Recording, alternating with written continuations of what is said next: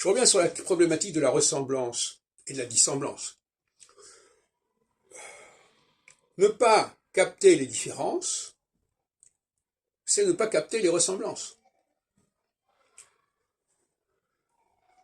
Si je ne comprends pas, par exemple, que les femmes ont des ressemblances entre elles, je ne peux pas capter en quoi elles se distinguent des hommes. Donc, nier les ressemblances, c'est ipso facto nier les différences. Si je ne suis pas capable de voir des ressemblances au sein d'un groupe, je ne peux pas opposer ce groupe à un autre groupe, puisque de toute façon, ce groupe-là, je ne l'ai pas dit, je ne l'ai pas caractérisé, je ne l'ai pas qualifié. On est en sorte de cercle vicieux. C'est pour ça que cette question que je lance actuellement, de la ressemblance, de la dissemblance, de la ressemblance, de la différence, est fondamentale en astrologie.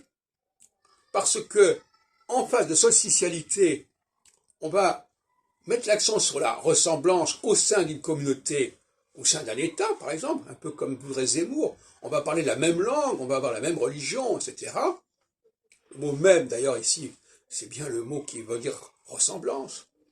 Et en revanche, en face d'équinoxialité, on va établir des différences, mais, par exemple, entre le prolétariat et la bourgeoisie, mais ces différences impliquent que l'on définit ce qu'est le prolétariat et ce qu'est la bourgeoisie.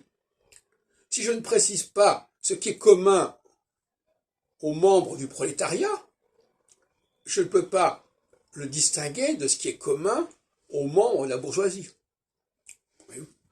Donc, on voit bien que refuser de mettre en avant des différences, c'est aussi grave que de refuser de mettre en avant des ressemblances. Parce que je ne peux mettre en avant les différences que si j'ai déjà précisé les ressemblances.